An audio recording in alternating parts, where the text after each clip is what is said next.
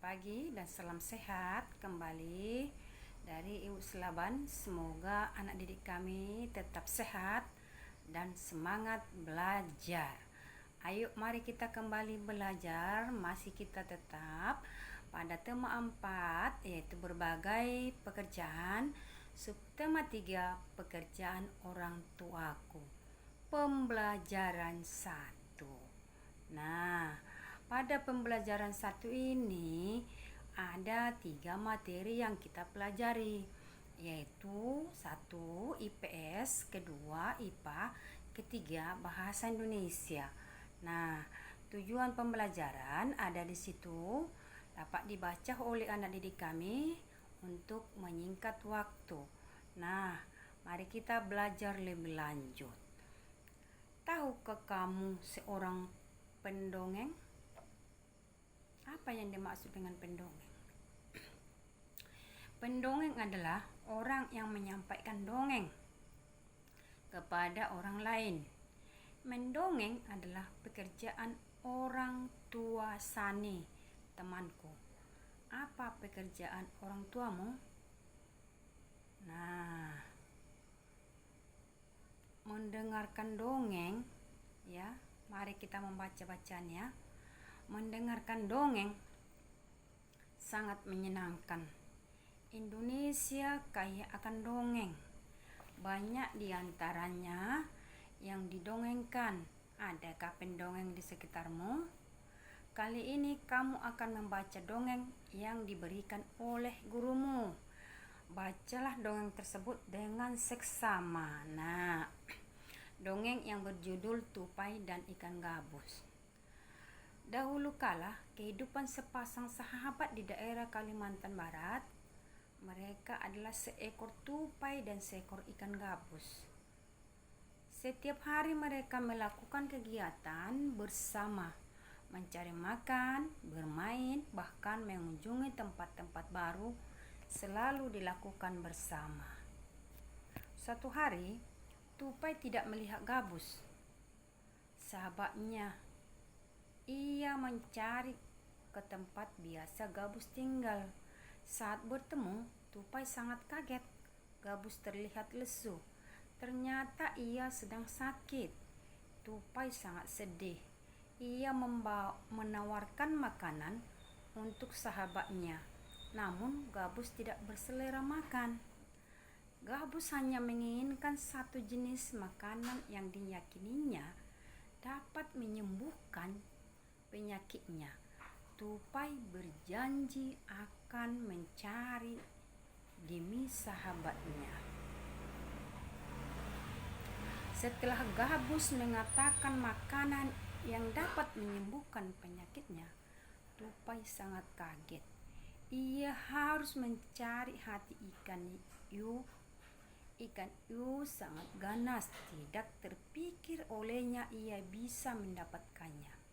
Namun tupai bertekad untuk mendapatkannya. Ia ingin sahabatnya sembuh.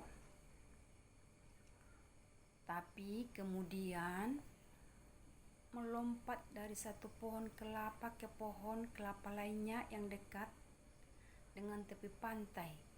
Saat menemukannya, ia melubangi satu kelapa dan membiarkan airnya habis. Kemudian sang tupai masuk ke dalam kelapa. Angin kencang membuat kelapa jatuh ke pantai dan ikan hiu memakannya. Di dalam perut ikan, tupai kemudian keluar dari kelapa dan menggigit hati ikan hiu. Ikan tersebut mencoba bertahan sampai kehabisan tenaga. Ombak besar membawa ikan hiu ke tepi pantai. Saat itulah tupai keluar dari mulut ikan hiu dan membawa hati ikan kepada sahabatnya. Sampai di tempat ikan gabus, tupai kemudian memberikan hati ikan hiu untuk dimakannya. Beberapa hari kemudian, tupai melihat sahabatnya segar kembali. Betapa senangnya tupai melihat ikan gabus sehat seperti sedia kala. Nah, berdasarkan cerita dongeng tadi, kita dapat menemukan unsur-unsur cerita yang ada. Dan coba kamu tuliskan unsur-unsur cerita tersebut di dalam peta pikiran ini. Pertama, lihat ya. Tokonya, judul, sifat toko, tempatnya, pesan moral, akhir cerita, awal cerita. Ya. Nah, mari kita isi bersama peta pikiran tersebut. Iya, apa tadi judul cerita dongeng tersebut? Iya, ceritanya tupai dan ikan gabus. Nah, siapa sajakah tokoh yang ada pada dongeng tersebut tadi? Iya, tokoh-tokoh yang ada pada cerita tupai dan ikan gabus adalah tupai, ikan gabus, dan ikan hiu. Iya. Bagaimana sifat tokoh tersebut? Iya, tupai suka menolong ikan gabus yang sabar. Ya. Nah, apa pesan moral dari cerita dongeng itu yang bisa kita dapatkan? Iya, harus saling tolong menolong. Nah, akhir ceritanya bagaimana? Nah, sebelum ke akhir ceritanya, di mana terjadi atau di mana tempat cerita tersebut? Di Kalimantan Barat. Iya. Awal ceritanya apa tadi? Tupai melihat ikan gabus lesu.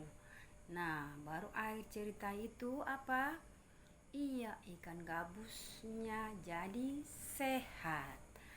Nah, kamu atau tahukah kamu dalam bercerita pendongeng sering menggunakan wayang yang terbuat dari kayu? Nah, wayang tersebut dibuat oleh pengrajin kayu.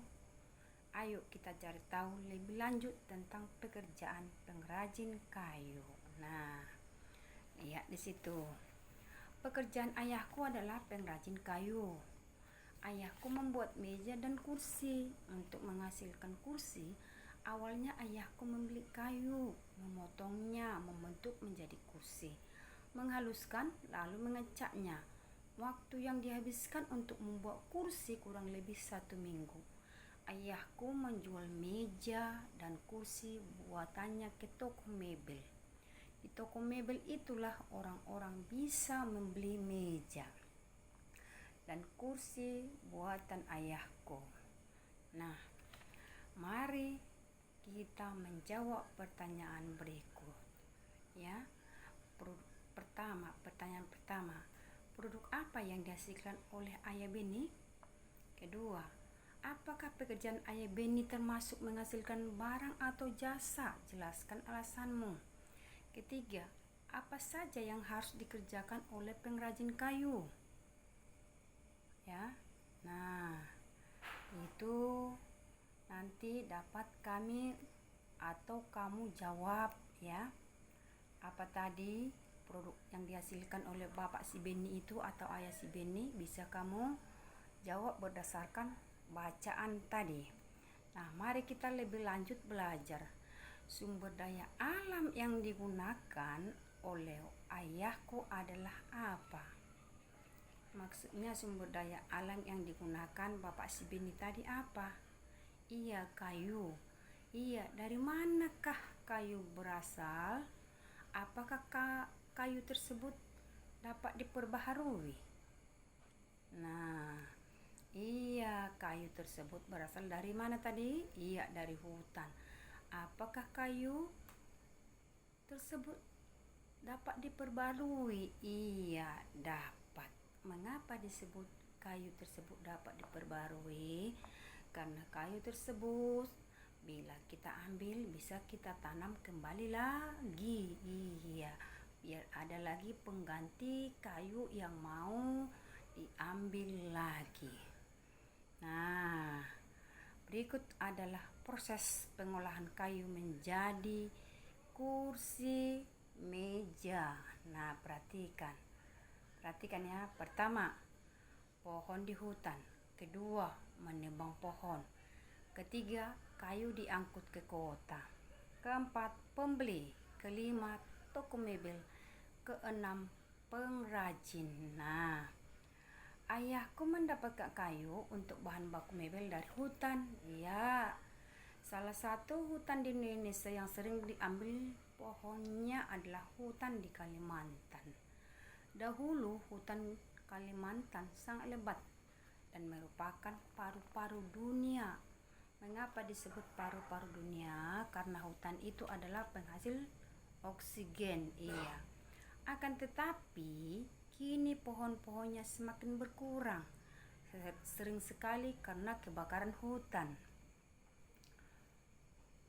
Nah, akibat siapa menjadi bisa hutan terbakar?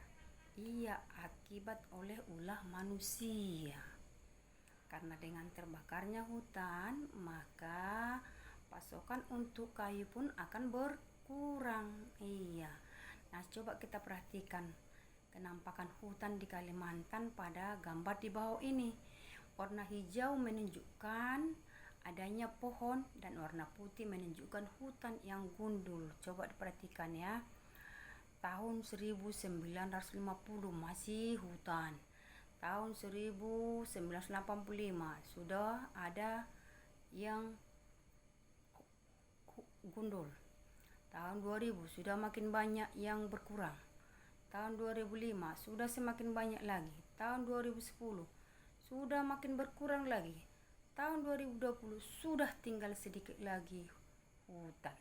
Nah, menurutmu bagaimana perkembangan pohon yang ada di hutan Kalimantan dari tahun ke tahun? Ayo, mari kita lihat bersama-sama. Tahun 1950,